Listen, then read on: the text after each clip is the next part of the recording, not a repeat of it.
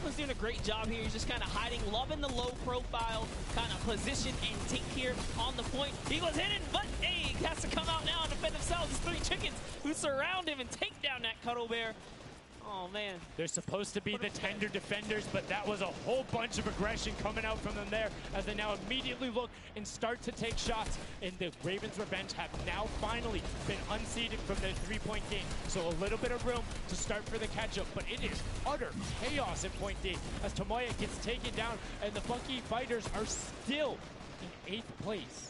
There's still 55,000 minimal on this game alone here. You want to win this one. Ravens Revenge, can they hold it? Or will Cuddle Crew find themselves a big piece of the pie here? Because we're in New York City, you know, you got to make pizza references. That's how we're doing it. Here comes Gotaga kind of hopping on overhead. And all right, he wants more points. He's hungry for it. It's unfortunate they're just clipping off the side as Magma goes down, sitting on 23 eliminations right now. And Gotaga doing his best to find where they want to go up, waiting for his team, but knowing that time is running short since that middle hill is still open and being constantly contested. But the Cuddle Bear catching up with their steady 3-point game. But now Gotaga goes up right around the back, able to pick up the Elim, and control is rested. This is scary because the Cuddle Crew is also getting points right now. So yes, they're getting a lead, but the Cuddle Crew is keeping up and keeping it very close. They're keeping it very close. This is what we were talking about. We wanted to see a strategy come out, something defensive where you can get your control. They have now walled them off on each side, thrown a cone on top of them, and they have firing angles towards the other 2 platforms and towards the spawns behind them. Nobody wants to go contest them, but right now, Gotaga, oh, we saw what happened when Scissors did that. Don't count your chickens before they hatch because they're catching up right now. You can see that 12 points ticking over, but they do still have a lead as players are trying their best to deny Ravens Revenge. Yes, you have to keep him safe. This is the protect the president strat at its finest. Cuddle Crew still gaining points. Llama Records still getting points. In comes the fire from all the other platforms. Cuddle Crew's putting on pressure. They don't want to give him the freebie here. You have to look at Ravens Revenge, though. Everybody is so focused on the middle. Nobody is going and challenging the top team. You know they're over there. You know they're uncontested right now. You have to be putting shots down there. You have to find the tags under Gotaga. There it is. And they got him. They got him the difference now. Look at the Cuddle Crew climbing up on their consistent 3, but they still have control of the top. They just don't have their sword. It's 2 hops to get up there. That's right, and now Lachlan can just sit here. He can just hang out, earn these points. This is what he needs to do, and he's almost there. He is almost there. The first place can be his. Right now, he can take this lead, Sundown. But they got control at the same time. It's literally ticking over a half-second away from each other. The shots are going. Cuddle Crew has the lead, though. Will the shot be able to go through? Yes! Cuddle Crew gets taken down. 999, 1,000. Gotaga and Ravens Revenge in the closest nail-biter yet. Edge out the Cuddle Crew in 2 teams who we said we wanted to see more. They brought more. Are you kidding me? The Fish fans step up and shut it down. Just the fact they stepped on the point, they couldn't earn points and they lost the lead. They were just a tick ahead. That could have been their game. I mean, it's just, let's check out the replay. You can see the counter in the top right, but the Fish fam going up and challenging on the other side. You can see them hopping up there. No one was at the Ravens Revenge as soon as they were there, and the celebration too. You have to be excited when you see that Victory Royale screen pop up when you're up there. I mean, what's it like to win a game on that stage? I have no idea. Those guys do, though. We you know, at some point before the day's over, we really got to recap the other point of a point of view there, because they had it. They were 1 tick ahead. They were there, knocking on the door, 55,000 away from bonus prize on top of this entire competition. It was right there. And it got taken away, and this is why I love Sky Station Showdown. The clutch little moments, the interactions that happen, very similar to Battle Royale, where every single thing that is happening on the map can affect the overall end result of the game, as you see there in Ravens Revenge, closing it out. Gotaga, the competitive veteran, able to clutch it up in the final moments. Magma, Arthur, and Chappie as well. Just a great performance out of them, taking the top spot in the final match of the first set. Now I get to say, I was right the whole time. I started off with, Ravens Revenge, kind of making me feel like, hey, these are my guys. Let's go with your gut, guys, all right? Ravens Revenge, that's who I said when I started this whole thing. I told you.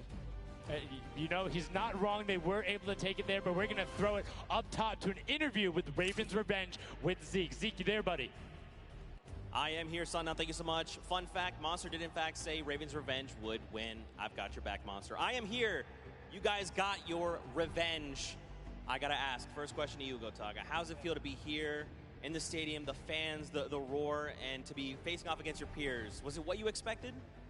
Honestly, it's crazy, and I have a really strong team. We are learning a lot from our mistakes, and I'm so glad to be here, to be honest. I don't know how to describe it. Like, it's pretty crazy. It's pretty crazy being here. I'm right there with you. All right, so now who's the overall shot caller? Is it Gotaga? Is it you? Who is it? Kind of all four of us. We were playing too afraid at first, so we just had to just go in there and just kill them as fast as we could, and then spawn trap. That was our goal. Okay, what's the strategy like? Are you guys, talking through at the beginning? Are you guys waiting for someone else to make a move? Or are you guys like, no, we're going in first? Yeah, we're trying to, really pressure Ninja's team. We're trying to put pressure on that green point. And, yeah, we were able to control it over them. They ended up wussing off over to the center. And, yeah, we were able to play our game and play what we wanted. Awesome. All right, final question. What do you want to say to all the fans that are here watching, cheering you guys on, and from home? I don't know, it's just incredible. I'm happy that so many people are here. I don't know, just enjoying the show. It's amazing, honestly. Well, congratulations, guys. Now, I believe for now, we're going to send it over to Golden Boy, who is standing by.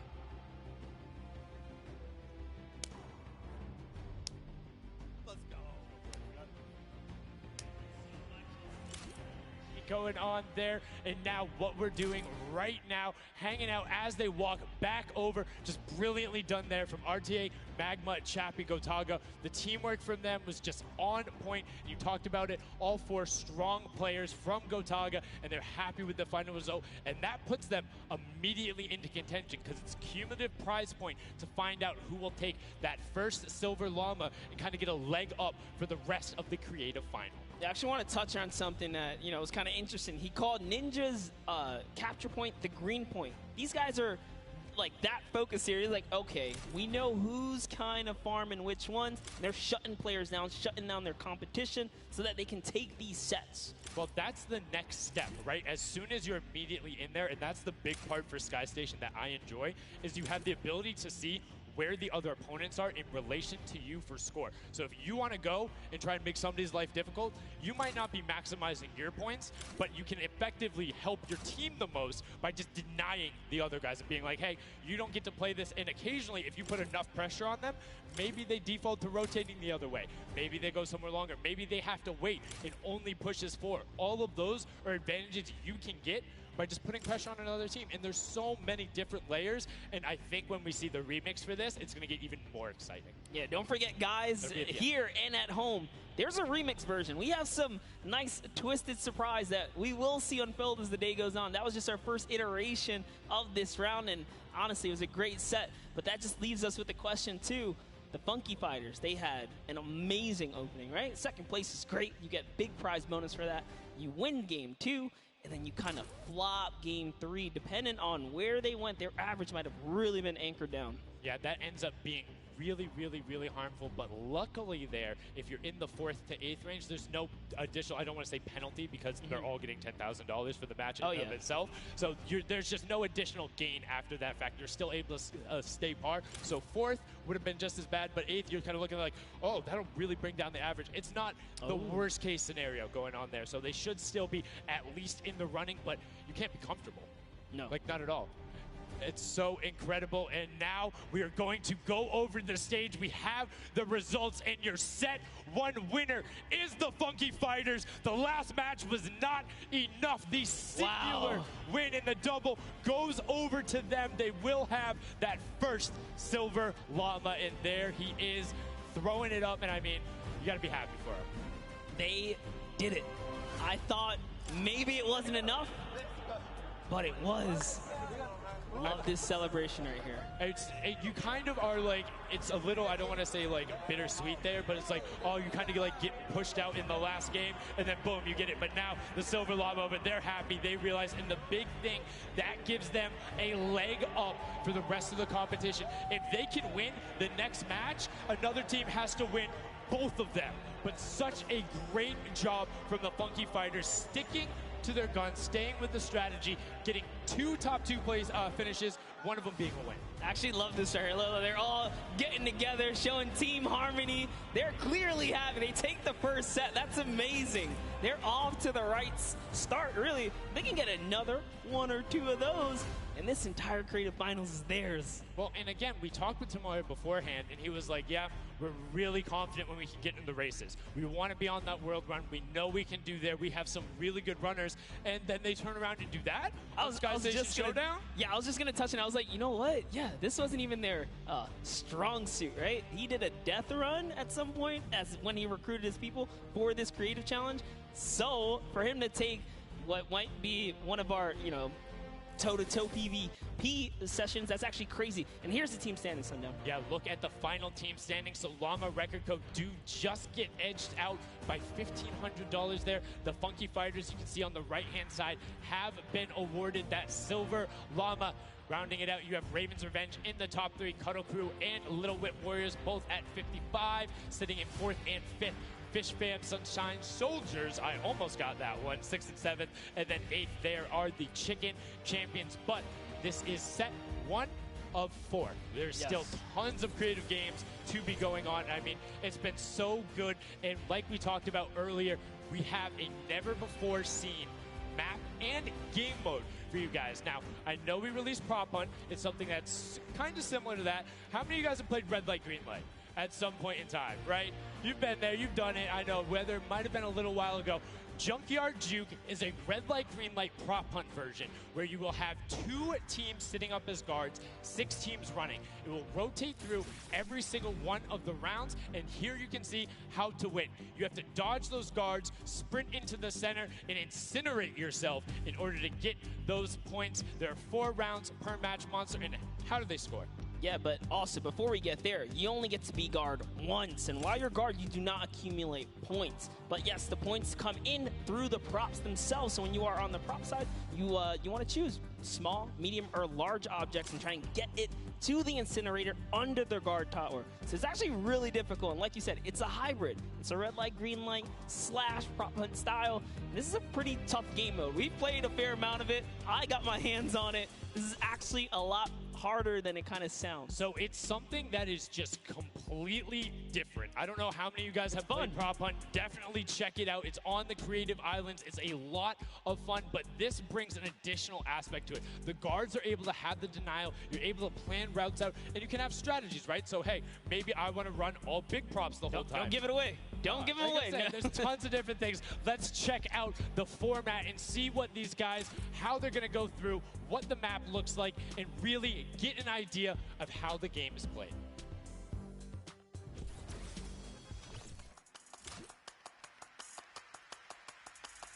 Get ready for more creative Fortnite with the latest competitive creative map, Junkyard Juke. This new game built off the fun of Prop Hunt with a twist. 8 teams will rotate through different roles on the map. 6 teams will transform into props and attempt to make it into the center of the map, while 2 teams of guards try to keep them away. Teams will rotate their roles over the course of 4 rounds, each team getting 1 turn as the guards. Their objective? To defend the incinerator from the other teams, armed only with revolvers and their keen attention to detail. During each round, teams of props will earn points by reaching the incinerator in the central pit. The bigger the prop, the more points. But be careful. Being bigger means you're easier to spot.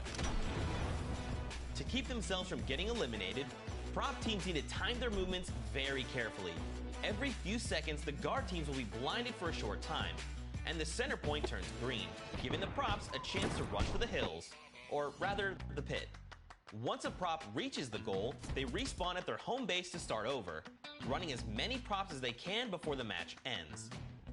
If a player is eliminated, they also respawn at their home base and need to start the trek all over again. After 4 rounds, each team's points from their prop rounds will be combined, and the team with the most points wins the game. So keep an eye out for those moving bushes, crates, and gnomes, and enjoy the Junkyard Juke.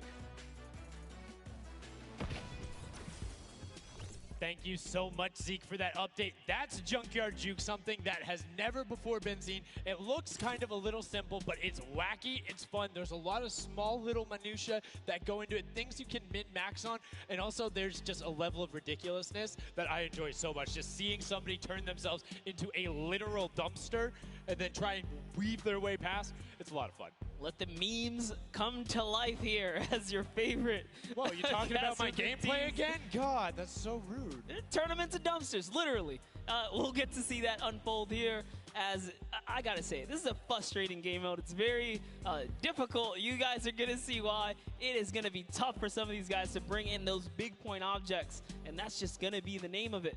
Who can score the most here? Who can score, and how well are you playing defense? How well do you coordinate? Who is watching the right angles? And it's going to be interesting to see.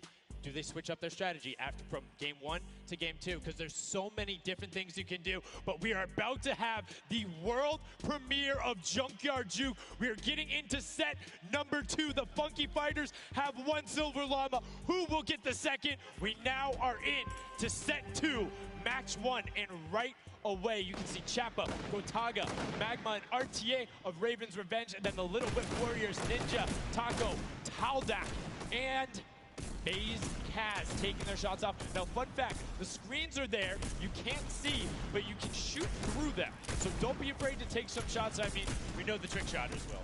Yeah, some people are already shooting. They figured that part out. It looks like Chappie hasn't quite yet. He's kind of looking. He's just blind shooting. Oh, there it is. Now he's firing through. He's noticed, hey, these are not ricocheting off of this curtain here. I can fire right on through. So you want to stop them. You want to force stop them. You want to also kind of memorize the map and the lanes. And right away, you can see as soon as the blinds go down, people go. But the first points are starting to come through as Lachlan is able to get in. And the Blood's team, the Llama Record Co, also able to get a 10-pointer and then a 5-pointer, following it directly behind. Oh no, it was another 10-pointer. So we already see some of the props having successful runs. Look at him go. There it is. You saw a big old truck kind of sneak on by, and these objects are slipping right underneath. But who knows how long that'll last. Here's Scissors. You gotta park it. You gotta stay still. Ooh. Oh, can he blend in? And one other thing you can note there, the props will clip through other objects that are there. So if you see something that isn't sitting perfectly naturally like Scissors was, right there, clipped into it, boom, got him brilliantly done. Lachlan hits one of those bounce pads that are stuck in there. They will launch you up in the air, but great run coming out from X-Sandy and Tomoya, utilizing the air conditioners to find their way to the end. Bensor and Alex JJ desperately trying to get it. Alex JJ for another 10-point prop, and Hand of Blood gets picked up just before. That would have been a huge swing, but right now, Sunshine Soldiers in first place with 35 points. And they are finding their rhythm here. Sunshine Soldiers taking the lead right now. This is a hard game mode to break free in because you got to think about it. These guards are not playing around. They are shooters, right, at heart. And at the end of the day, if something looks off, something looks odd, like this white vent right here, you're just going to get popped. So you got to be careful here.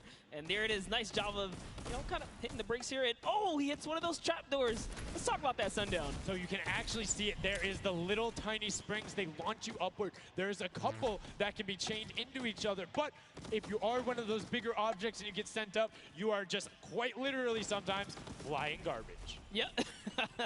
But, it would be too easy if we didn't lay traps around, right? So, got to kind of spice it up for the people that are turned into props, too. So you can also, actually, the people who can turn into props, there's one pathway where you can chain 2 of them together. So if you can get there, you almost land directly in front of it. So as long as you time it correctly, you can use them slightly to your advantage, but most of the time they're a little bit more annoying. And boom, you can see that rusted truck going in. And now the Funky Fighters pulling out another lead, 60 points so far. And this is something important to note, guys. You have to get it into the incinerator, fully processed before the timer counts down, or else your point will not be processed. Which is a big thing on the min-maxing. What we mean by that is maximizing your efficiency. So if you were to get the most points possible, you run only 10 points the entire time, not only because they're worth more, but they take less time to sort because they're the first one that goes through. The two-point props are able to run, I don't want to say relatively easier, but much easier compared to a dumpster and a card, particularly because you have cover. With that being said, take about an extra 3 to 4 seconds to sort, so it makes it that much less efficient, plus being only 20% of the point value. That's right. So Clytax there has chosen a big object Achin and Zond over here. Smaller objects. They're kind of blending right into all of the dumpster trash. Clearly harder to track down and kind of, I guess, how do I say this? Sort out, right? Yeah. Amongst all the clutter here.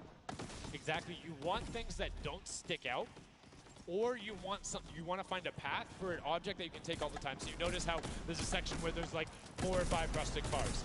Grab a rusted car and go park yourself with those, because yes, the guy knows, oh, there's a bunch of rusted cars there. Screen goes back up. Oh, there's still a bunch of rusted cars there. I'm good. Next thing you know, the prop walks his way up. You can also, as you're running, walk rotation. So if you hit your crouch button, whatever you have that bound to, whether you're playing on controller, iPad, PC, all of them end up completely stopping, so it will send you totally naturally, just like what you would see. And this is also those moments, right, when you're in the guard. Oh, someone spotted there, popped him. Tomoya, nice job seeing something out of the ordinary. But notice, he gets an elimination on the object. You don't earn points for that. So it's just your top job to stop everyone from getting any kind of points, so don't break away with the lead. When you're in the guard tower, you can't allow the group to score, and you're not scoring. Which can end up being very interesting if the team in the lead, which generally happens because you have 3 chances to score, is shooting last round.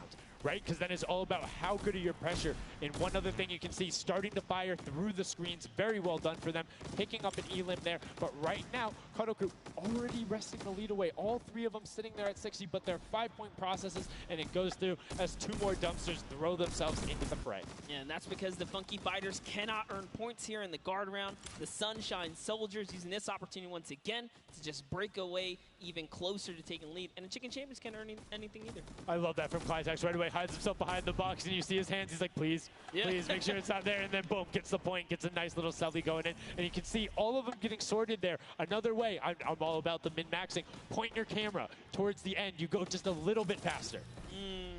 Sundown pulling out the strats here. The question is, can our competitors figure it out fast enough with their limited amount of games here? But 20 seconds on the clock. Can he get this in time? Remember, you gotta grab the dumpster, drop the dumpster, and get it processed. That was perfect. That was so good by Stuart000 because he dodged the little springboard there. You saw him look at it and be like, oh, no, I'm good. And that was the last run. None of these props are going to be able to get sorted. Lachlan gets picked out at the end. You can see 3, 2, 1, but not going to be enough. You need to get all the way through and sorted on the point as the rest of the denial comes through, and we're going to rotate the guards up again. Yes, so we will have some new guards take their place. This is honestly Chicken Champions' opportunity to start scoring some points and hopefully close up the gap here. The Sunshine Soldiers are now at the bottom layer of the guard tower, and the Fish Fam are at the top. So it is time to kind of mix it up. My eyes are on the Funky Fighters right now. They are doing great. They're very close, and on top of that, they're the team with the Silver Llama. Yep. As we've talked about, they are so incredibly close, doing everything they can to push towards the top. And you can see they got a lot of elims, too, in the round where they were playing defense. So not a ton of scoring going past them, only 35 points off the pace. But what I'm shocked about right now is there is nobody running 2-point props at all. 0. Tomoya is a genius. He was already spotted out for the statue. He kind of hit over to the side and said, you know what, I kind of got to wait here. I can't park this statue out in the open. He's going to be hunting for me. And that's exactly what he does. Kind of sits it over on the side there. And that's how he earns himself another point. So they're actually playing very, very smart here. And that's why they've been doing so good at these competitions. I think the guards need to be slightly more aggressive. There's is unlimited ammunition. You can't run out. If you think something is suspicious, or if you just want to take a shot at it, shoot your shot. Yeah. What's the worst case that happens?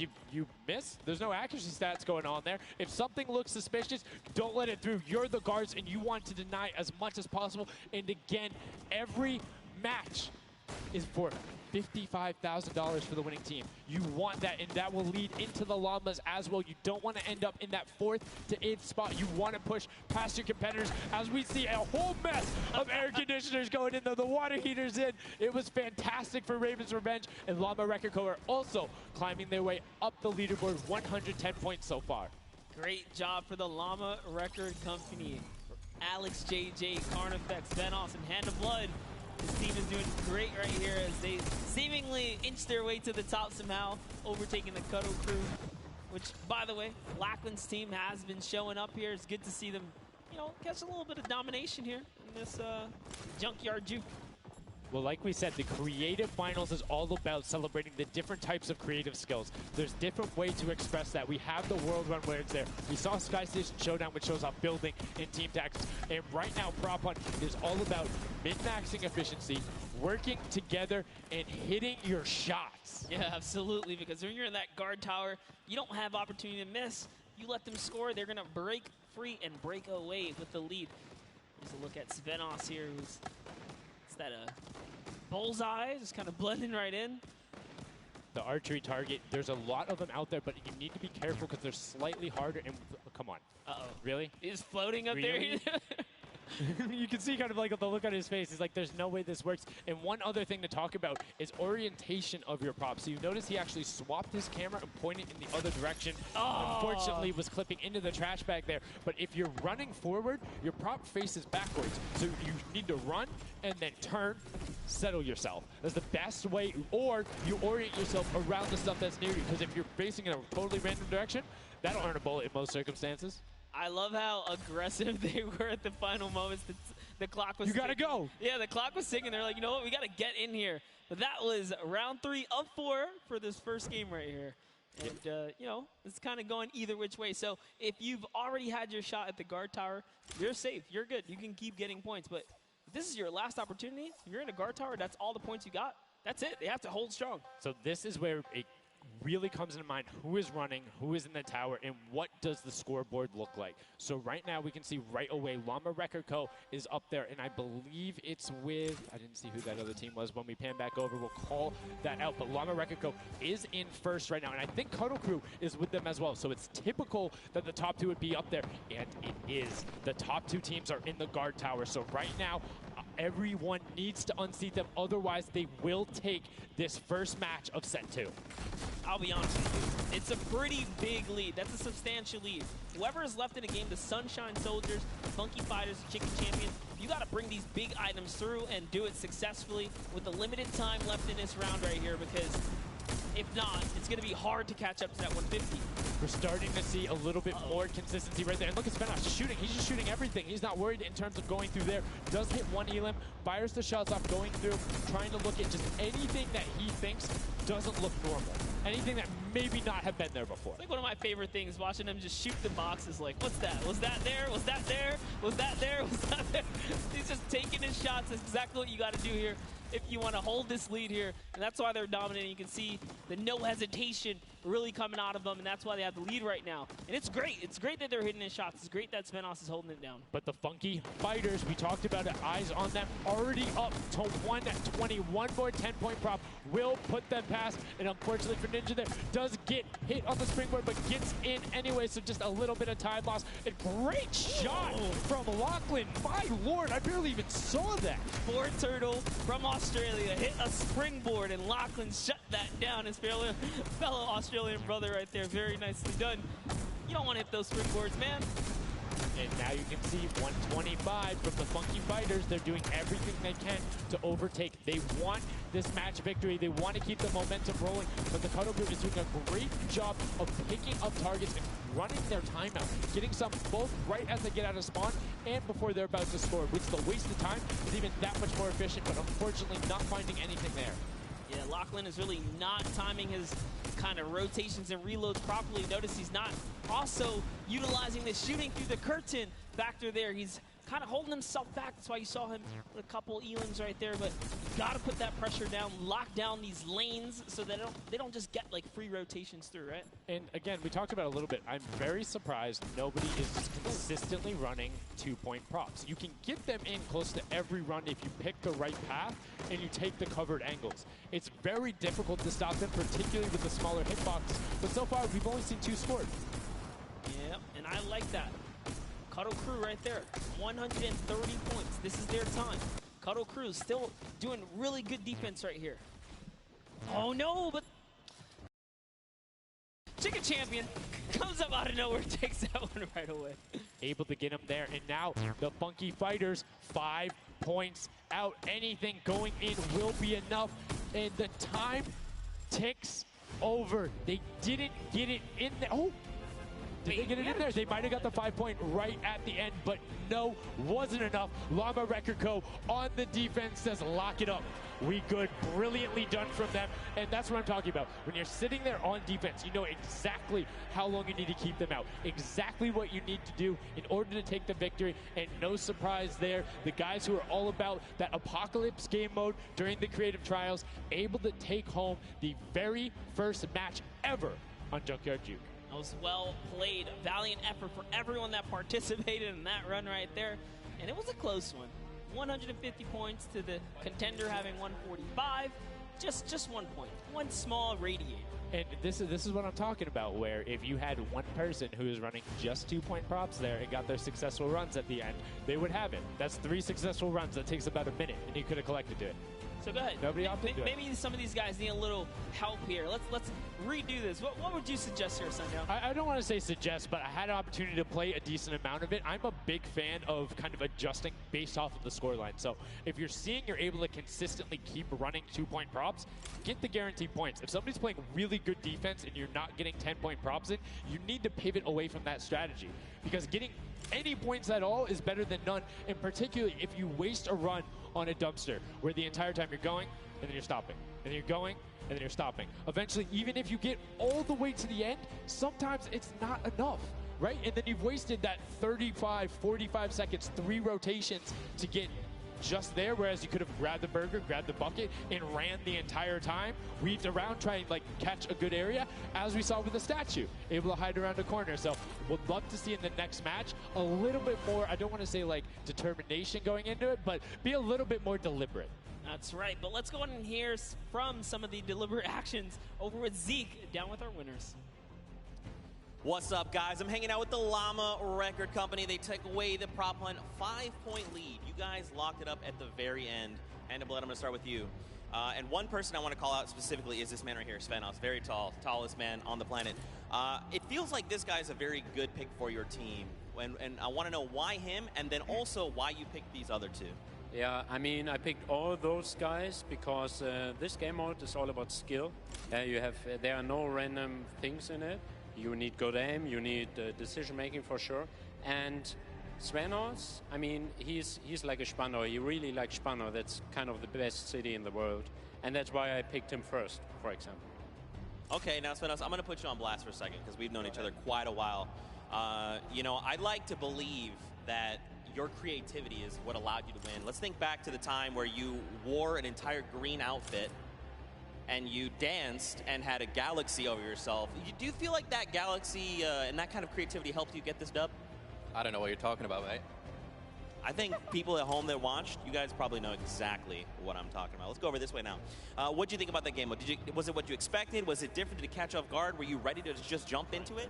It's enjoyable. Once you get the hang of it, it gets a lot easier. You just got to work out who's good at aiming, which team's on the tower, and after that, you're good. All right, final question. Do you think you have what it takes? Are you gonna? Is the Llama Record Company going to be the team? You think someone else is standing in your way, or is it all you guys? I think it's going to be all us, yes. There you go, man. A few words, that's all they need. Gentlemen, thank you so much. Best of luck going forward. Back to you guys on the desk. Thank you so much, Zeke. Another brilliant performance there coming out of the Llama Record Company. We talked about their versatility. We talked about how quickly they pick up competitive matches. But this is what happened in the first set, right? They were there. They were confident. They're like, yeah, once you get it, it's easy. And then all the other teams immediately caught up. So it'll be very interesting to see if that same story from set 1 is what's happening in set 2. Yep, that's right. Alex up there said it best. You know, he had the confidence. He felt good in those final moments. Hey, once you figure out who's aiming, maybe just avoid him. Yeah, I mean, if somebody is hitting all their shots, you need to take a different route. You can't go and continuously challenge them because, again, we talked about that. If you waste all the time to run through and the guy hits a lucky, or I don't want to say lucky blind fire, but a consistent blind fire through there, don't keep running that way. But like we said, this is the first time seeing the Junkyard Juke mode, and we talked about the prop hunt mode earlier, but you can play it live right now in-game. There's an LTM that's available only for this weekend.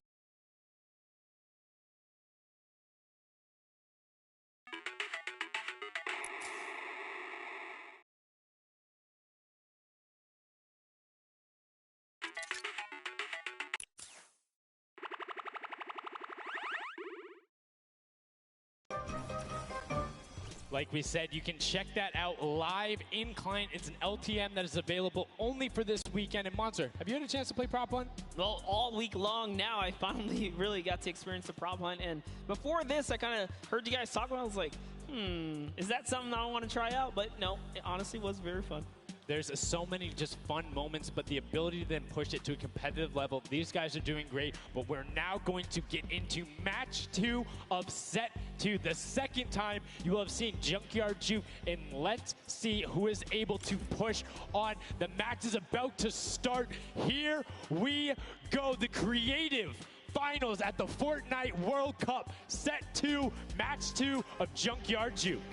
That's right. So in the tower, we have Ninja's team, the Little, Whip, Warriors, Taco, Gaz, Caldoc.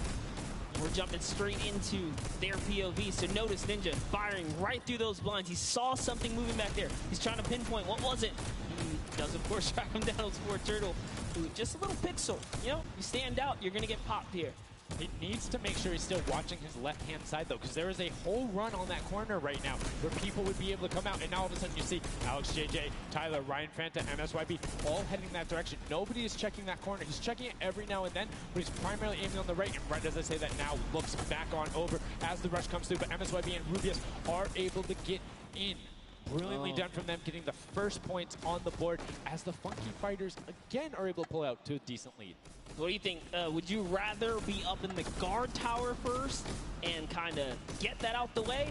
Or would you prefer to kind of jump in as a prop and get your points first?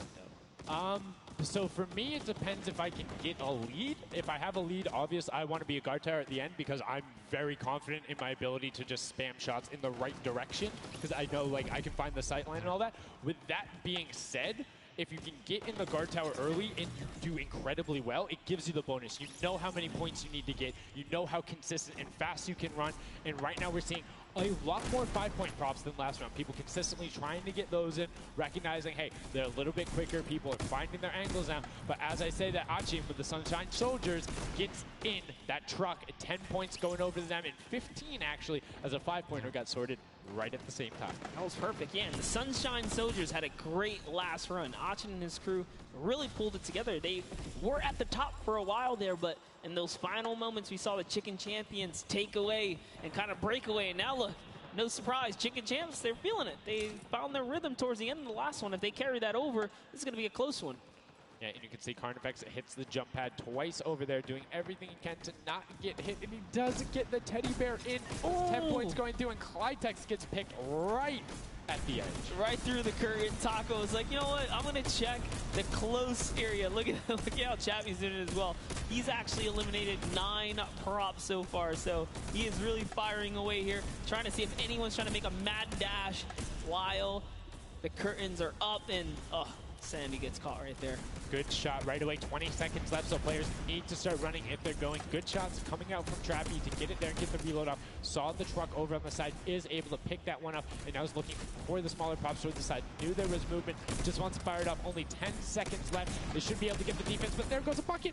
Look at it. Oh, the cactus. Those are hard to hit. There you go. Was able to pick it up just at the last second. Good attempt from 2-2, and you can see the points already coming across. Players so far sticking to their game plan. 5 and 10 point props all the way.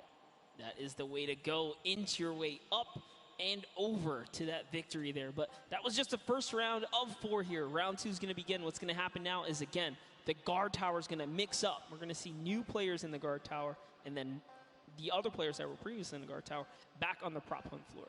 Yes, you get 1 round in the guard tower, 3 rounds of running as the props, and you can see right away now you have the Funky Fighters up top, and the shots go out as soon as the blinds go down, not letting anything happen as the props march their way out of spawn. This is fun right here. I love watching these trucks waddle about, really trying to find their way, and they see the light go to change, plant themselves down, and they were back out to the field here.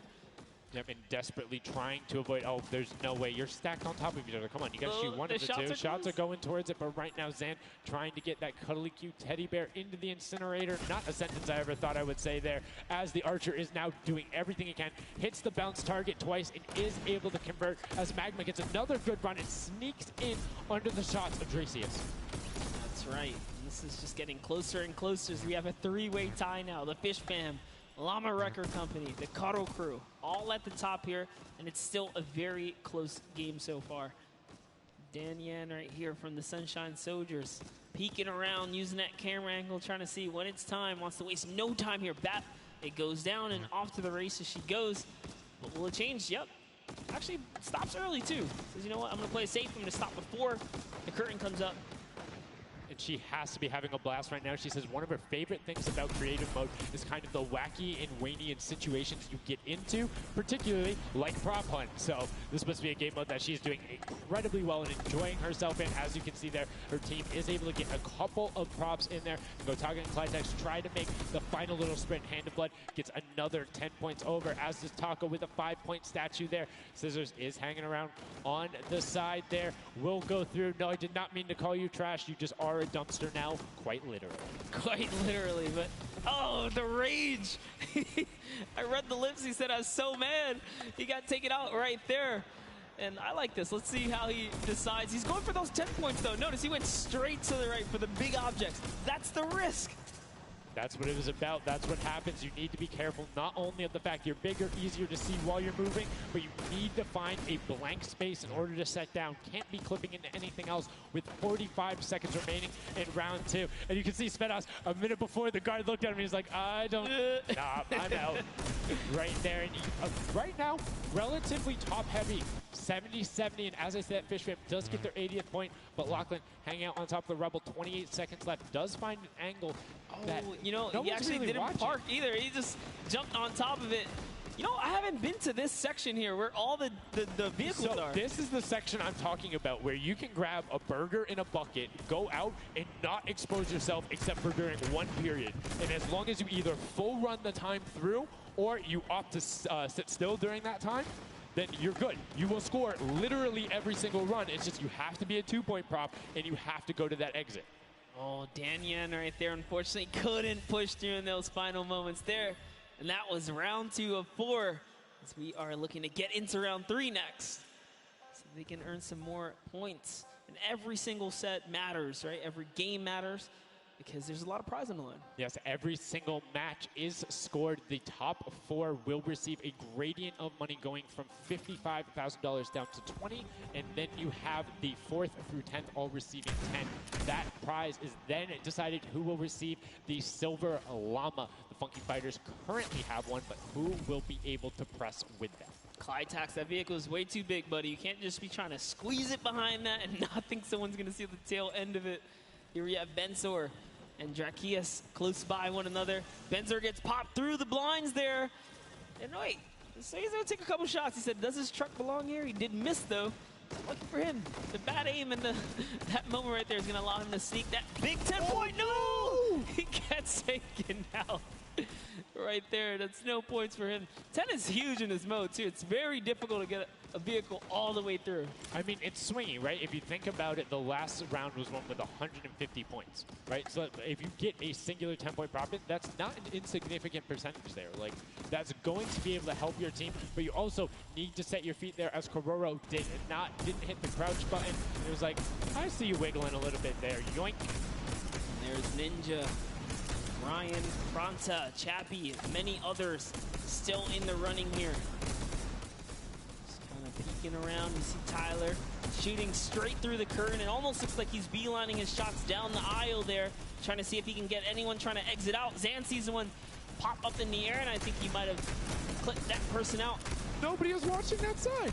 Oh, Fish Fam needs to communicate better right now. Nobody was covering that other side. We saw 2 teams able to get a decent run out, but right now, Llama Record Company still holding the lead, sitting at 100 points. But don't forget, Fish Fam are up on top right now, are the guards, which means they're not scoring points. He's so fast. Ryan Fronta is so fast here with this prop. Even moving it, he doesn't care. He's going all the way for it, but he's got to watch for traps. See the fear? He's like, you know what? I'm not even going to risk it. I'm going to wait here and get the secure point. So one important thing to notice, too, is Ryan is taking paths consistently that take him to the corner of the guard tower, because the corner provides you with a little bit of natural cover, and it breaks that sight line up. If you're only staring out in one direction, it's super easy to be like, know that car was not there. I know it wasn't. If you're flipping back and forth across that corner piece, it just breaks up your field of view a little bit more, and it's that much harder to try and figure out what's actually going to hit. That's right, and oh boy, is MSYB going to be able to sneak this huge chuck in? Oh, he actually hit something there. He's going to sneak it right underneath. Lucky for him, the shot did not come back in time. But just that big archery target was almost enough to kind of block him right there. Venos gets another large object in as well. And that's another 10-pointer for the Llama record. It was fully processed here, so now he's at 130. Can the Cuddle Crew hold the lead here, though? Can they secure it? All the Llama record company needs to not score right now, and they'll continue to kind of stay in the lead. And you can see Scissors is hitting a ton of shots. They're trying to get the retribution as the guard, and now we're heading into our final round of match number 2. So we'll see who the guards are, see what the stakes are, and who will be able to take that #1 spot. Again, first place, $55,000, and that much closer to Silver Llama #2. Cuddle Crew and Llama Record Co. up on defense. Let's check out that scoreboard. And Cuddle Crew, Llama Record Co. first and second. Who will be able to overtake them? And they are so close to 5 points separating. It's a battle for first and second now. Yes, Lackland and the rest of his team are trying their hardest. They have to stop people from scoring. The Chicken Champions get up. They can just easily snag this away, but for now they know the Llama Record Company cannot. They can't take them over. Ooh, I thought he was going to shoot that car. He knew it wasn't there. Nice. Finds the box right around the corner and then gets another one right after. Blind fire through the shade as Rubius is looking to post up there.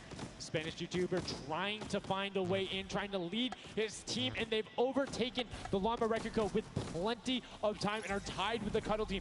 Any singular point now will put the Chicken Champions as our match 2 winner. They need one prop. That's right, they're so close here. Magma trying to hop on over. Who's it going to be for the Chicken Champions? Who's going to be? Do you think they get a 2-point prop? They have the scoreboard in front of them. They know they need only that. Do you think they run one in, or do you think they stay with what they're doing right now? Honestly, I think they're just going to stay with what they're doing. It's working. Why break the formula here? They have over a minute to do so. And just like that, they are going to sneak that will in be here. it. Yes, brilliantly done. They're overtaking them. And now the question is, can the Little Whip Warriors get enough in to catch them? It's a 25-point spread, but you can get that. You have 4 runners. You can get that in a single run if you're well coordinated enough. Will they be able to catch up, or can the Chicken Champions edge it out and be our match 2 victors? That's right, because the Cuddle Crew is now bumped out. The Chicken Champions are holding it. Little Whip Warriors have scored, though. 1 minute left here. Uh-oh. Raven's Revenge coming up as well, as is the Fish Fam. This is actually getting closer than we would have thought.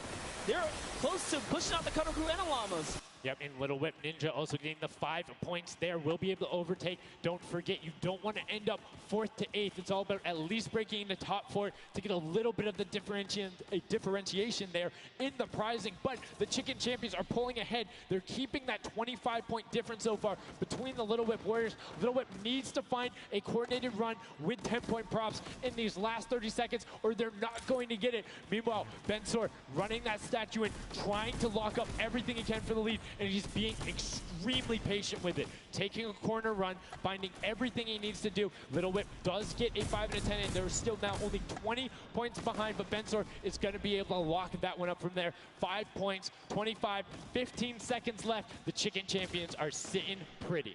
Yes, that's right. If the Little Whip Warriors don't score big right now with all big props, it's going to be all over in 3 seconds. And it's not going to be enough here because the Chicken Champions, they actually pushed the lead even further. Did you see what happened at the last second? They did score. No. Raven's Revenge grabbed a 2-point prop, hard ran all the way through, got it in, right? And then that pushed them from 4th into 3rd. When we talk about every little interaction mattering, that was it. But the Chicken Champions, one might be able to say that was excellent. They were able to tender defend that title for the match 2 victory and putting them in a good spot to contend for the set 2 Llama. You can see the excitement there on their faces as they just realize, hey man, we got this. We're in the running here. The Junkyard Juke could be ours. And you can see they're still talking gameplay right now. Like, they want to know, what can we do more? That play you did right there was awesome, but they want the next one because there's 3 matches for each one of the sets, and a win there would put them in a fantastic spot to get the second Silver Llama.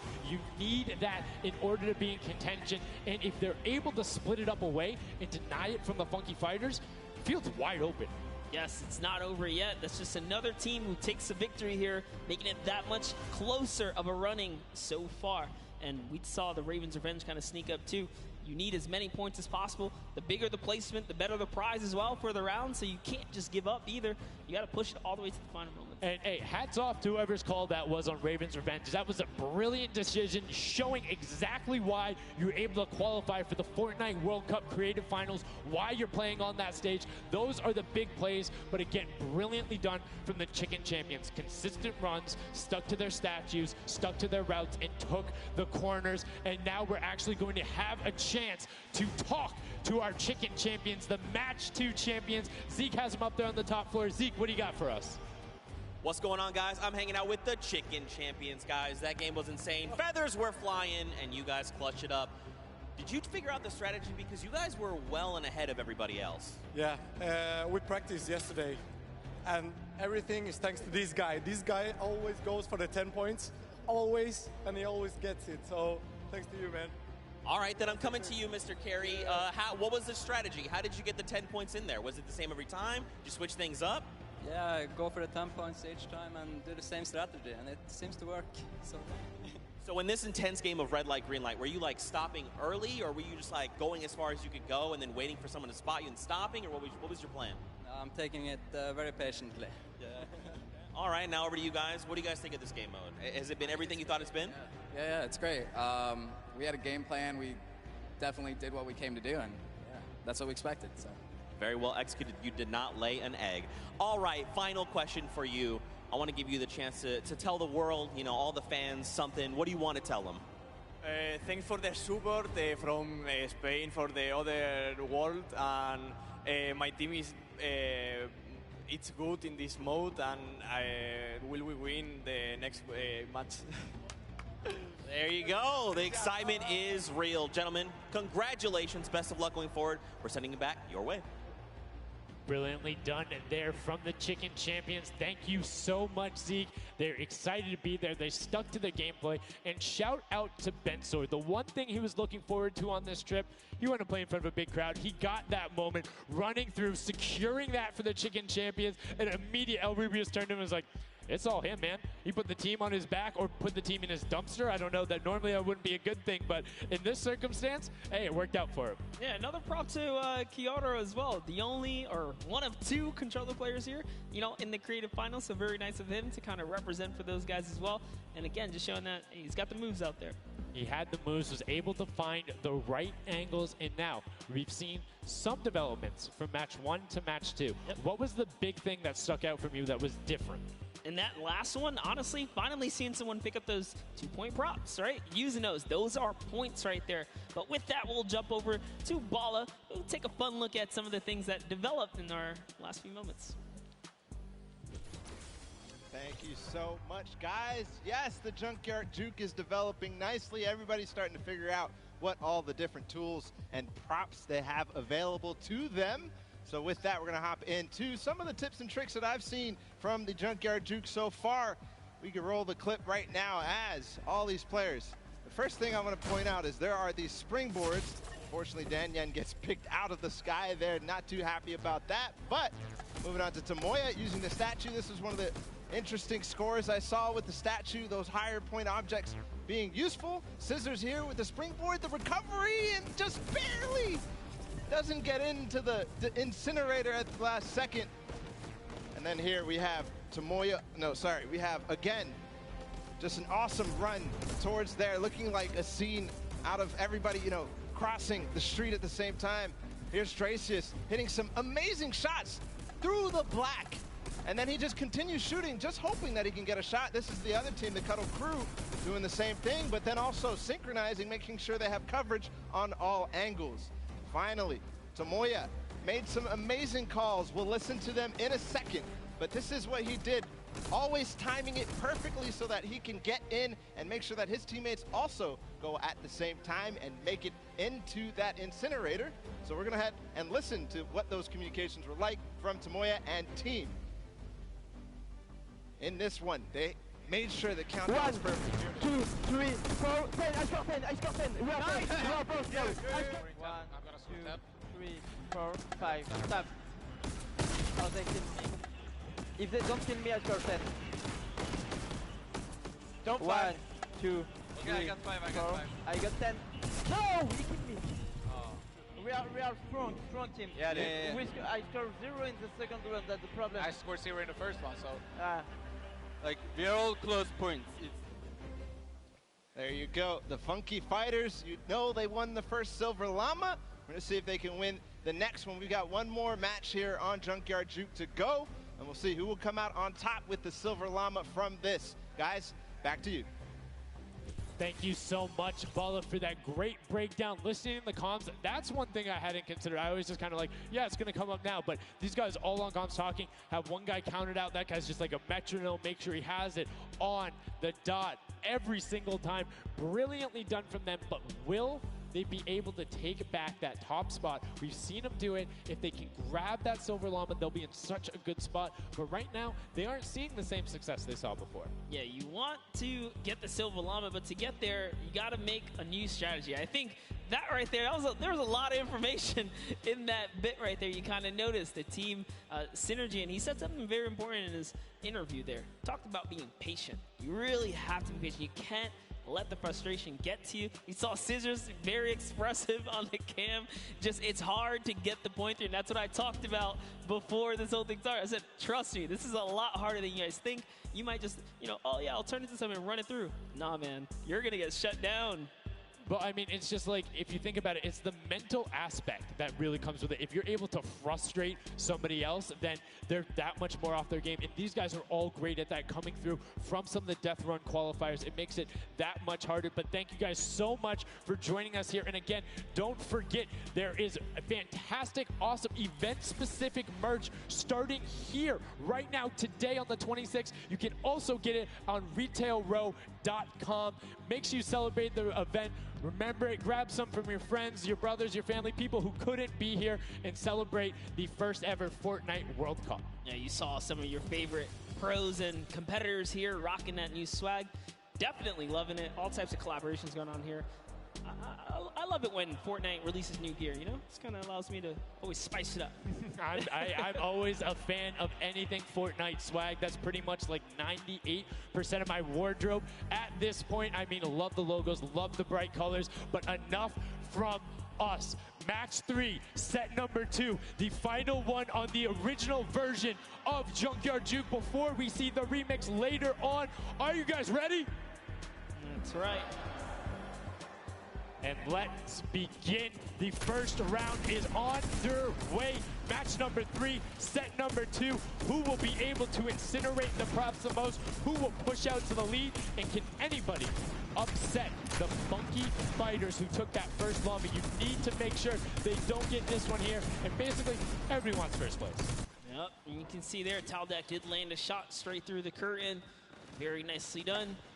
Another kind of lane, right? You want to look at your lane, see which lane is available to you that's easy to maneuver the objects you want to bring through. Clytex, for example, here is using a bear. There are no bears in this section, but he says, you know what? It's all good. I can sneak this around. So the big thing with the bear, though, that you don't really consider is the coloring of the background. You're in the junkyard. You're a little bit in one of those desert biome situations. There's a lot of kind of muddle browns and oranges around there. It makes it that much harder to stick out. However, if you if you're grabbing the snowman, you're just really flexing on everyone. It's like, yeah, I'm a snowman. I'm a snowman in the desert, and I'm going to score on you. That's pretty hilarious because, we haven't seen anyone pull out the weird objects in the back end for good reason. There are a couple other fun ones back there. If we get a pan around later, you'll probably notice a big old snowman or something like that. But with all this money on the line, there's no way anyone has time to play around like that. You can't play around because every single one of those runs matters. And right now, we see Sunshine Soldiers swapping over. They've already put in 2 2-point props, so need to be slightly more efficient on those runs, but good job getting on the board and consistently. And as we say that 5-pointer goes in, boom, they're ahead of the Funky Fresh, who have had a singular 10-point run. So trying to get every possible point. It's all about min-maxing efficiency. Honestly, the Little Whip Warriors are doing a great job at defending here. They all have a ton of eliminations. Taldak at 6, Taco at 5, Kaz and Ninja both tied at 7. That is pretty good. They're shutting down all of their lanes. These guys are not here to play. Remember, as you're a guard, you don't accumulate any points, so it's good. They're knocking this out the way, and they're doing a great job defending. Keeping them out, making sure you find the right lane angles, and then also sometimes just putting shots out in the right spot. You just need to be able to consistently deny as much as possible. And Taldog, that was sick! I was like, are you behind that? Yep, what's that? Didn't see that there before, didn't see that either. Taldog doing a good job so far, spotting things through the curtain. Let's see if he can find another here with a random shot. Oh, something landed. That's why you don't want to hit those spring traps there. They make it so difficult when you're a larger object coming back down because it's just so much motion on the screen. When everything else is still, if you see that thing falling through, like, it's an easy shot. And particularly for all of these players up there. I mean, Gotaga and Crew, everyone on Raven's Revenge, him, Magma, RTA, and Chappie, all have been able to hit their shots. And then, I mean, Little Whip Warriors is a team of hit your shots. That's right, and there it is. Last opportunities to make a point have just concluded, and that was the first round. There are 4 of these, so we're going to switch up the guards now. Little Whip Warriors get a chance at, trying to earn some points, and as do the others. The next round will begin. That dragon's so cool. That's so cool. Look at that. Yo, almost looks real. Yo, shout out to the observers. That shot right there, that's really cool. Big fan of it going out. And as you can see now, round 2 is underway. This is the final match on Junkyard Juke of set 2. And right off the bat, 2 archery targets and a water heater marching on out. Yep, that archery target is worth 10 points, though. So if you can bring that all the way through, it's one of the, I guess, smaller, large point objects. Magma doesn't even care. He's impatient. He saw the blinds open up. He just kept going. Savenoff did pump the brakes, so even right here, notice, stops very early. He's just trying to blend in, get as many points as possible right here. Ooh. Did get picked up. It might have been the book there. That's the one thing that you need to note that makes it very difficult about the bullseye or the archery target is the fact that because it has those placed legs, you have to be deliberate about where you're setting down. Otherwise, you're like, boom, right there. That book would be a giveaway if somebody decided to look down and double check that box. But there's 6 other boxes around, so relatively safe. Good path chosen there from Tyler, and opts to stop and being, a little bit of patient, and might have cost him there. I think he would have had it if he had just go full send, and I think he thinks so too. Yo, it makes me laugh to see him scratch his head, his jaw drops like, oh, being so close and not making it through is so unfortunate. Taldak is going to find a little bit of success there as the Suezo, and you saw Alex J for a bit, is very close to scoring as well. Here's Zan from the Fish Fam, representing, hugging really close to that cactus. So long as he's not pushing through it, yeah, he is going to be able to sneak on out. He kind of hiccups there. He's going to go all the way. He doesn't care if the curtain comes down. He sneaks right underneath Tomoya. And his team up top, Funky Fighters, are at 35 points now in the guard tower. They can't earn any more. And that was a great run there by Zandy Knight as he spent us waiting for the blinds to go down, making sure he can find an angle, and then pushing in towards. Needs to be careful of that spring right there, but doesn't matter. It gets picked up anyway as he's like, hey, there wasn't a card there before. Alex JJ now looking to find a run. You can see Fish Fam and Llama Record Code currently hanging out at the top, but again, haven't had the chance to be up there, so can be expected. Alex JJ now 2 targets, both running out. Good stops at the same time, but particularly if you have 2 people taking the same path as the same item, it kind of has a little bit more of a benefit because you're like, yeah, those were both there behind. There's no way those are both props. That's what I was going to say. I was like, you know what? Honestly, if you see a bunch of the same things, they blend in a little more. It's when something's an oddball that you really start to shoot. So maybe it is a good idea to time it, right? But there's split spawns, so you don't always consistently. There's different spawn points around the map that have the different exits as you go out, so you can coordinate with a teammate. Or what you can also do is sort of bait somebody else to do it, right? So you see somebody is running an archery target, and you're like, okay, I'm just going to grab that too, and then you follow their path. And if they get picked up, oh, well, you look slightly more natural, particularly if you're that much more patient. And you can see Svenos is actually doing that right now with Carnifex. Both of them going into the box. Svenos does hit the spring, is hanging out behind the car, and will get the score. That was a great run from him. Yeah, he actually recognized Horazy was not looking down in the right direction, so he took advantage of that. Funky Fighter let his guard down for just a second there. He did manage to sneak on through, so that was the big point there in the final seconds as this round is now coming to a close there. Next round is going to begin. We're going to switch up the guards. Take another look. And no dancing, just props and shots going out from the guards. Round 3 kicking off in the final match of set 2 at the Creative Finals. Who will be able to take that second silver llama? And right now, you see Bensor is going in for the 10-point prop. Right away, Kutu does get the Mimic, but then opts to go for a different route as players are starting to feel a little bit of the pressure here. You can tell they need to score points. It's the first time we're starting to see some gnomes out there and another teddy bear on the run. That's right, Kantaka representing here. He's putting himself straight behind every object that he can. I love that they're using the smaller objects. It's so much easier to score with those. When you bring those big ones out, it really is hard. He actually put himself inside the truck. You see that? He's following Kuta so close here. Just kind of use him as bait, really. As you get behind him, he's safe. Yep, because they don't think they're going to fire twice in there. That's the benefit of it. But right away, you see Kaz, Taco, Chappie. Great little run there from the Little Whip Warriors. That's going to push them back into contention. There's 65 points currently, but a dumpster going in from Hand of Blood. There's another 10 points for Llama Record Co., pushing them up to 90. And they were the winners of that first match. So if they can hold on, they know they'll be the guards in the final round. They need to build up as much of a lead as possible here.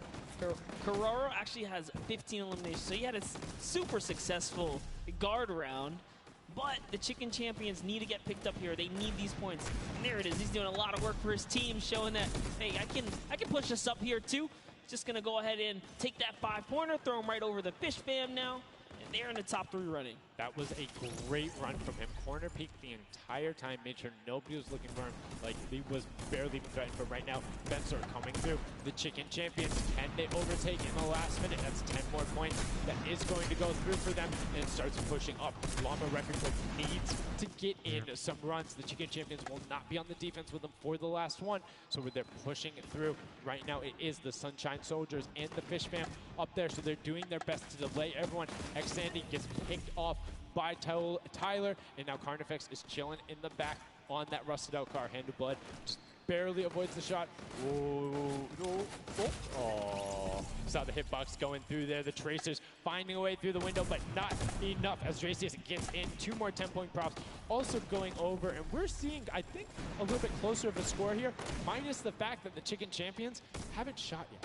Yeah, this is pretty rough. Neither have the Llama Company. The Llamas have not shot, went into the guard tower at all. You can tell because when we go to their POVs, they don't have any elims, so they have not taken a run yet. Yes, excuse me, I misspoke there, meaning the Chicken Champions had already shot. Oh, the fact that they're already up so to second. they're doing great. Llama needs to press on it. The only team who really has a definitive lead right now is the Chicken Champions. Effectively, they're up 30 points on the rest of the field because Cuddle Team and Llama Record Co. both have to shoot next round. Oh boy, so if they can't secure a big lead here in the last couple of seconds, if something can't get processed, oh, the poor Burger at the very end. Burger did not get processed. We like it, never frozen there. Brilliantly done. Doesn't find it. Great work from coming out, and Carnifex doing a great job. Round 4 will begin. It's going to be the last match, and we're going to see what the line is going to be. Who is up in the tower? Who will be able to defend? And can they hold them off? Again, it's Llama Record Co. and the Cuddle Crew up there. Gotaga. It's already up there. And you can see the Chicken Champions were able to connect, so it's all about can a Little Whip and them catch up. They need a fantastic run, and they have to do everything to deny him. And you can see right away already tunneling in on those 10-point props. Yeah, the Cuddle Crew cannot earn points. The Chicken Champions already have the lead. They just kind of continue to press on here. Llama Records are up at their run, but it still matters. There's so much on the line for depending on each game, right? Each game is worth so much. You still want to hold your placement regardless of what. This is still a fantastic game for all the teams in the top 3 right now. And I mean, we saw the Ravens come up huge in their last match, pushing all the way from 7th into 3rd because of clutch last-minute decision-making. Right now, Little Whips are trying to do everything they can to catch up with the Chicken Champions and not deny them. Ninja still sticking with the water heater runs, trying to get as many of those in, but the Chicken Champions are still stretching out their lead. They have a 25-point lead, which means the Little Whip Warriors have to either start fast running with the 5-point props or switch to 10-point props. They cannot catch them doing a patient 5-point strategy right now. They won't have enough time with how good the Chicken Champions have been. They have been the prop masters so far. Yes, they have. They were doing so good, and oh no, Ninja hits a huge spike there. He's trying to dodge, and he's so close to making it through. It's very, very close. Here comes a 10-pointer from Taldoc, sneaks it right in. That's great for the Little Whip Warriors. That's actually going to throw them over the Llama Record Company right there. Cuddle Crew actually is somehow up. Look, the Little Whip Warriors actually went to 2nd place now. They're so close to overthrowing the Chicken Champions as well. It's going to come down to the last final moments. Can the Little Whip Warriors get the runs they need to? You can see Kaz is taking the corner route, trying to find whatever he can, and he's doing it very well so far. Avoiding the jump pads there. Pretty sure Ninja called those ones out on the run since he hit them on the last time. You can see they're only 20 points down. They're all on 5-point props right now. They will be able to do it, but all of a sudden, Fish Fam is right there as well. They're only 25 points out. Here comes a rotation of prop. 5 points will be coming across for the Little Whips. Fish Fam also getting it, but Cuddle Crew does finally get pushed up there. Brilliantly done. 15 points now separates them, but Ryan gets one in for the Tender Defenders, pushing it back up to 25 with only 30 seconds remaining. Rubius knows if he can get this water heater in, if he can be safe. Oh, apologies, hidden so well. He was the statue going on there. And as you can see, hits the jump pad, stays on the corner, will get it in. That's going to push them 30 points clear. But as I say that, Fish Fam catches right back up. 19 seconds left, Monster, in the final match of set 2 on Junkyard Juke. Can the last minute scores come through? 25 points, they need a run of 10s. Kaz got in, the box is coming just behind. Fish Fam gets picked up. The Chicken Champions have done enough to round out the final match. Brilliantly done in match 2, repeat at match 3. They are the Chicken Champions. Excellently done, and they defended their crown. That's right, and you have to give props to everyone else that managed to kind of hold a top 3 lead, especially right there in those final moments. Little Whip Warriors, the Fish Fans really coming up at the end there, you know, bumping up their prize earnings, because every round everyone's a winner, but you can earn just a little bit. You can win a little bit more. Yeah, it was just brilliantly done there. And these are actually the creators who helped with this. Brilliantly done from them. Some fantastic gentlemen. Thank you guys all so much for your help in making this mode come to life. Some fine gentlemen up there, the creative builders, were at that game jam out there, spent hours and hours, and it really blows my mind to see what they're able to do in this creative mode. Because, like, I'll go in, I'll play some stuff, yeah, I think I'm pretty good, and they're like, oh yeah, after 20 minutes I have this full game mode, here's how the scoring works, here's the barriers. I'm like, and that's the magic of creative, right? These unlimited possibilities, really, when it comes down to coming up with these game modes. We've seen tons of fun ones obviously develop, not only for, you know, the creative kind of fun side of the community, but the comp side as well, right? There's plenty of great game modes out there. Yeah, shout out to all the guys out there playing Storm Wars. We know you guys enjoy it, but that was a fantastic way to close out set number 2. And a brilliant, honestly, I enjoyed Junkyard Juke. It was fun to see kind of the definitive playstyles come out. Patience ended up being key, but players started finding the diagonal runs, knowing that, like, hey, I'm going to stick with the statue because this is my comfort, or like, I know on this run I can be blocked by this tree and this dumpster, and I only show myself once. But again, brilliant from the Fish Fam and Little Whip Warriors to push up and pass those guys in the last moments, pushing them into the top 4 and earning just a little bit more of that prize money. That's right, because they want it all here at the Fortnite Creative Finals, and it's going down. So, you know, you love to see it. We've seen a series of, you know, I guess, different people succeeding, right? And all of these, the Chicken Champions really kind of came out. Well, that's what, again, I love about all of this and about creative. There's so many different skills that Fortnite isn't all about one individual thing. You see these guys, and what they're doing is incredibly well. Able to execute the game plan, talk with their teammates, come up with something new, and the Chicken Champions elevated. They were clearly better than the rest at Junkyard Juke, but the question is, will that continue when we get into the Golden Games? Right now, we're going to get a chance to speak with the Chicken Champions, who's up top with Pooks. Pooks, what do you got for us?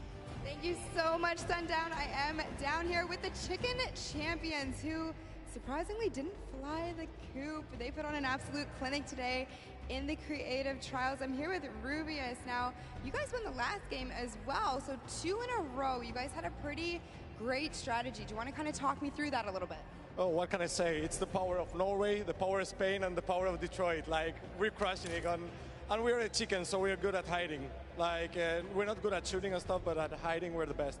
The best strategy, I think, is, well, let him take the big stuff, and we are like the supports. Like, we take the small stuff, the 5 points and stuff like that, and the trick is, don't tell them anybody, but the trick is to go in the corners.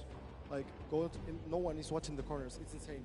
So no one is watching the corners. I hope all of your competitors did not hear you just say that. Now, he said that you were in charge of taking the big items. Does that put a little bit more pressure on you? No, it's good. It works good, so. So you guys have a ton of confidence now. You have won 2 games in a row. I'm so excited to see how you all perform in the rest of the day. Going into these next games, do you have anything you're going to change, or are you going to keep things the same? We're just going to keep things the same, stay consistent, keep well ahead, play slow. That's really it. So. And finally, just for you there on the end, I just want to talk a little bit about, you touched on the diversity of this group. Yeah. Now, I know you guys have really not played together much before. What has that been like, coming together, playing here with your teammates from all over the world? It's amazing. I shared these moments with my team, and the next mode, it's amazing. And bueno, this parkour, I think my team is very good in parkour, and I win. We win. You guys are so confident. I love it. Hopefully that carries on into your next games. Congratulations again, guys. Thank you so much. Sundown, back to you. Can I send some love to Twitch chat? Oh, Let's go. Twitch chat. Twitch chat. There we go. It's everywhere, man. Thanks for the plug out there, El Rubius. Fantastically well done. Love to everyone all over, no matter where you're watching, whether it's Fortnite.com/watch, on Twitch, on YouTube, in client, you're loading up all that stuff. Thank you guys so much for all of this, it being here. Set 2 is done. It's wrapped up. But, I mean, we saw a big shift in the gameplay. We saw a lot of different changes going on, and it's going to be interesting to see what ends up converting into the Golden Games when we see a little bit of a remix on it. Not going to spoil any surprises. I know, it's fine. But I'm just curious to see who is able to then take their gameplay and enact it when you get to think on it. Because you get to then process and be like, okay, we were this close. We were right there. If we had maybe like a little bit more aggressive, or like maybe if we were a little bit better on defending, or maybe one person picked a different lane, the result could have been different. And these guys have been so good at adapting to the circumstances that I have no doubt that the Chicken Champions aren't just going to comfortably sit on top. Yeah, not only that, they gave away some strategies, so we'll see if Bala outside can, kind of break that down and see if he can give us a little more insight on everything.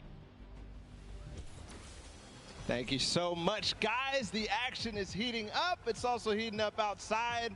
Trying to cool off a little bit here at the Fan Festival, but awesome games of Junkyard Juke, and Chicken Champion seems to be racing away with this one. We're going to take a look at some of the moments from that last game and how they won. So here, first off, just having a good time in the front, and also maybe flexing a little bit their trophy that they may have just secured in terms of a llama. We'll find out that later. But their strategy the entire time, they said it before in the last game, they're just trying to go for the high points. They're just trying to score these, at least getting not those 2 points that Monster was advocating for, but go for the statues, go for the boilers, all those things that net you tons of points, and that's how they came out to a lead. Here it is again, them just cheering on. We have the reactions from the Chicken Champions on their win as well.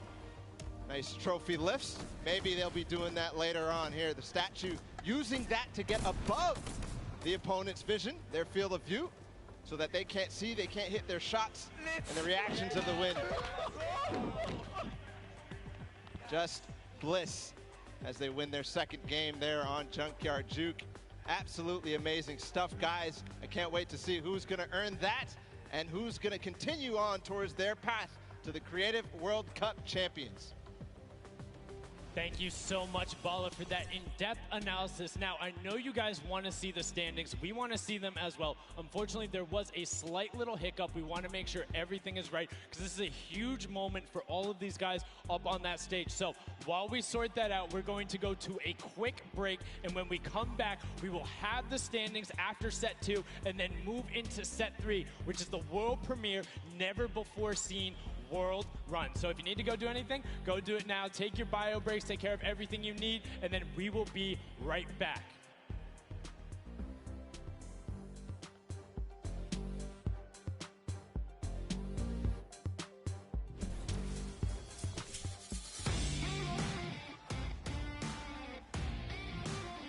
Hey, my name's Magma, and today I'm in New York because I qualified for week 4 of the creative trials for Godiga's map. I'm really looking forward to showing my skill set off and meeting all the players and showing everyone what I can do here.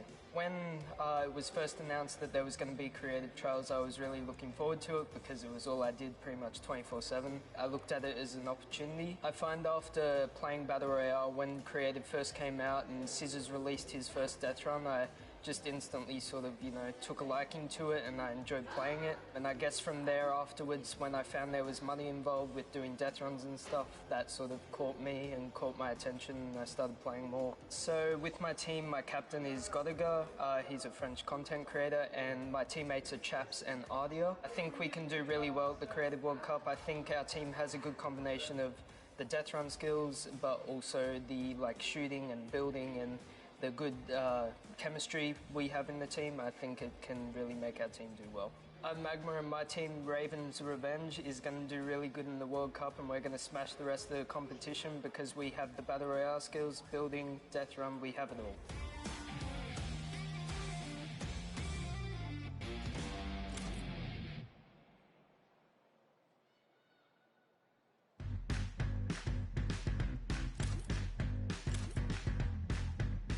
I am here in the production pit. I am in engineering row right now. I am joined by my friend Peyton, and he does the robotics. Let's talk a little bit about that. What do you do specifically here?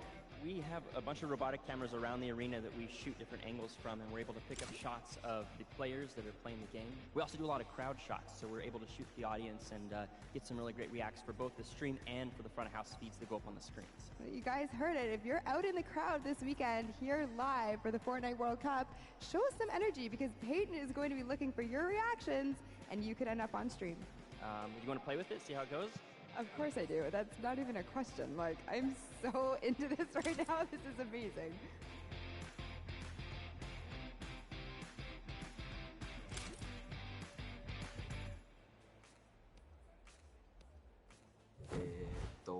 I'm Scarlett. I've come from Japan. I'm happy and excited to be playing with so many players that I've seen on the internet. My favorite place to drop is Fatal Fields. If I win the Fortnite World Cup, first I want to buy a house, and then I'm going to eat a lot of food.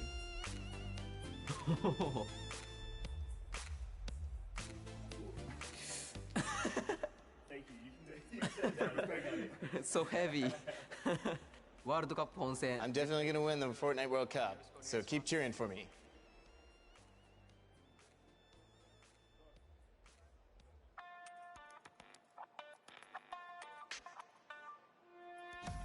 Hi, I'm Fortnite and I'm here to compete in the Creative World Cup. I competed in most of the trials and was really excited when they announced the bonus weeks after the original 5 were over. And I competed in the Jaded 100 level map and I had to speed run 100 levels as quickly as I could. I really enjoy all the different styles of maps and death runs that there are, and I really enjoy speedrunning them and trying to get as good as time as I can.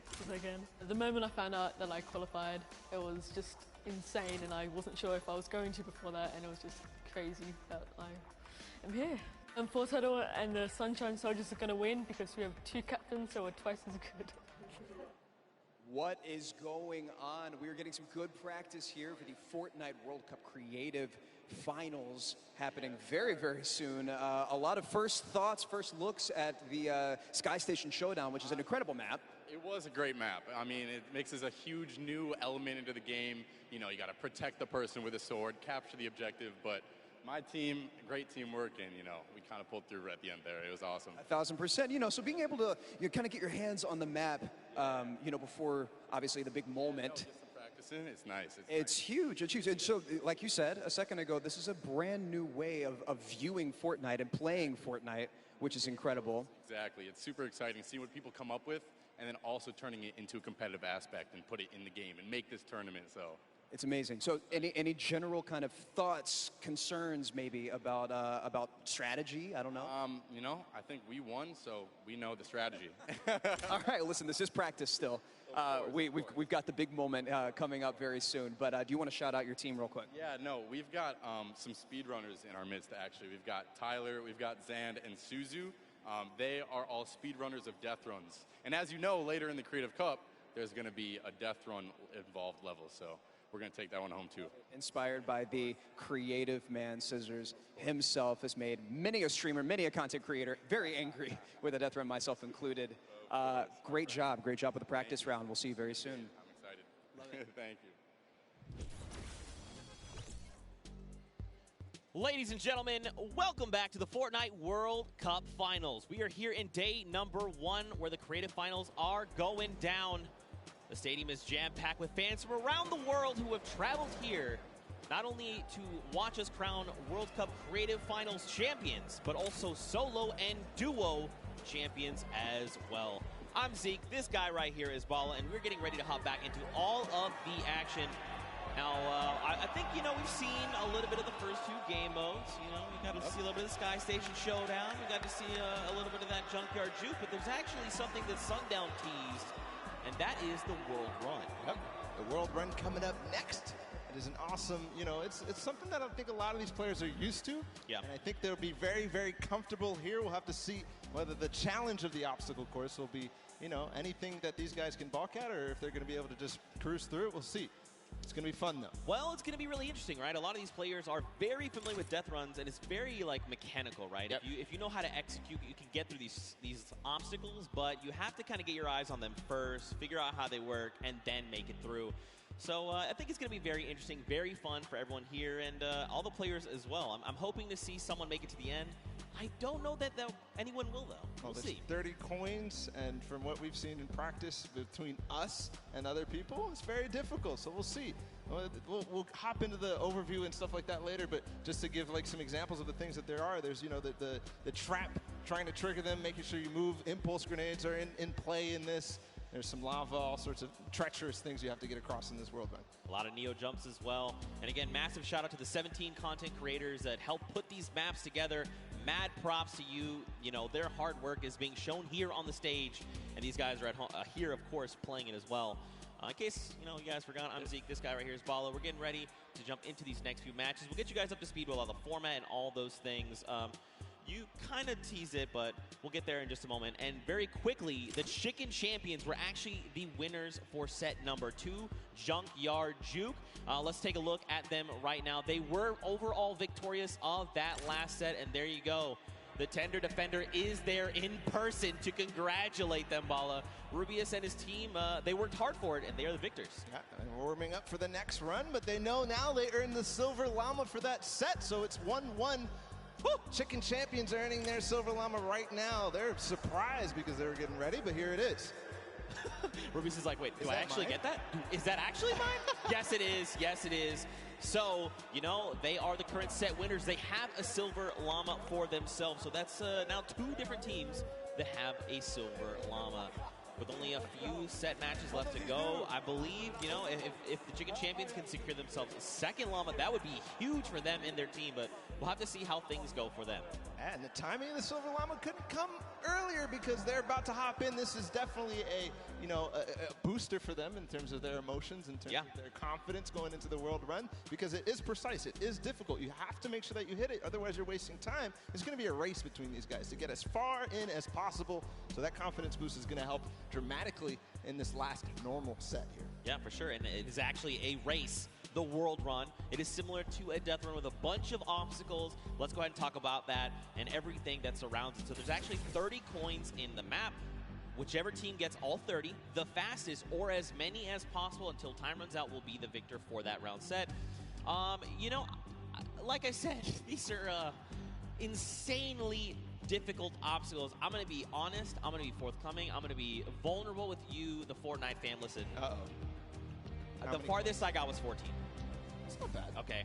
It's actually really difficult, and I'm by no means a death runner. By These no guys means. are the best of the best. These guys are going to fly In terms of Death through. Runner, in terms of this map specifically, it's going to be absolutely awesome. We're going to go ahead and take a look at some of those obstacles right now. So go ahead.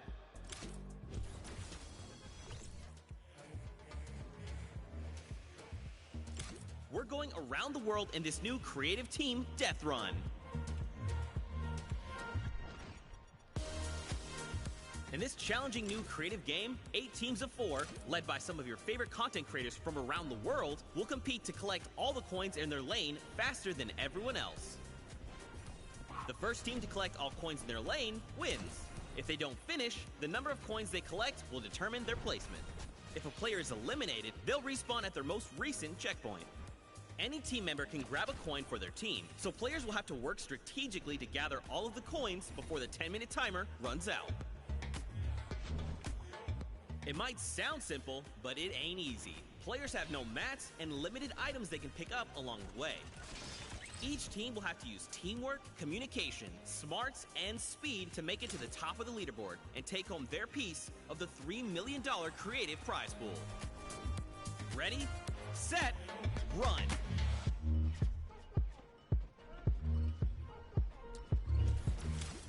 Zeke,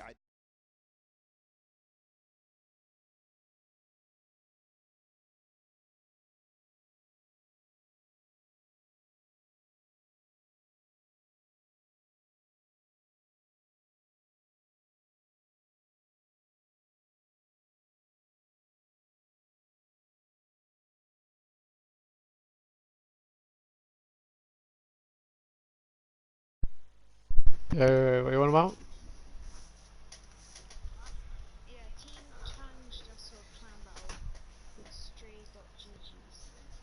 Are they good? So, if you guys want to go clan battle them now, I don't mind, because he said any time. Well, I'm still broadcasting the event. I don't know how long it's gonna be on for. It's on the last game, so don't think it's gonna be on much on for long.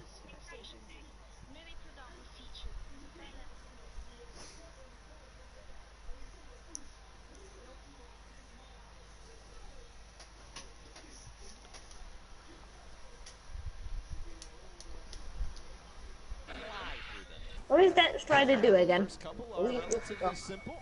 There's the double doors. I think are probably the first one that you have to kind of know or see it in advance. And then Wait, how long are you gonna be on for?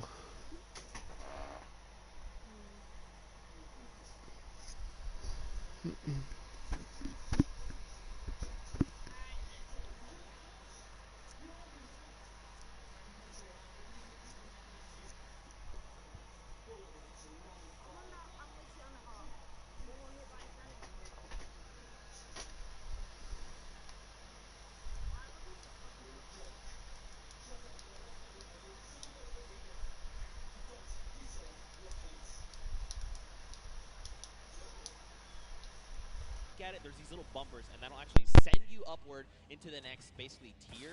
So the most optimal strategy here is actually to leave two of your teammates behind, send 2 up to try and gather more coins faster, because otherwise you're just going to dedicate too much time, and you really want to maximize your time in this world run. And there's definitely a couple coins that you want to get as fast as possible through here. They're trying to get the half slides through with the chiller traps. Right now, nobody seems to have figured it out just yet, at least in the view that we're watching. But meanwhile, the Fish Fam and the Sunshine Soldiers are up to 13 now, but still neck and neck. I believe all teams are now inside of the castle, and we call this basically the first kind of tier of the difficulty for these obstacles. As they move up and go past this, they will become progressively harder. Yeah. And again, this is the first time these creative players, qualifiers, have seen the world run. They've never seen it before. They have just, you know, they are mad. Their skills are insane. And look at this. Taldeck's already up on the next tier. So he's probably telling his teammates, all right, look, up here, I just use this bumper. What do I have to do? So he's already trying to figure it out. I like it. That's not me. The moment I hit that pad, I was like, I guess I just keep moving forward, and I kept running. I love this experimentation. He's actually also communicating back to his teammate at the same time, because he went over that bumper and he's looking, do I have an opportunity to go back here, or is this it? Do I have to go forward, just like you were alluding to before?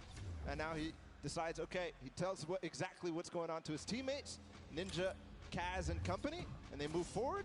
Alex JJ, though, is off to really the races. He's way ahead of everybody else, I think. But no, there's a Raven's Revenge.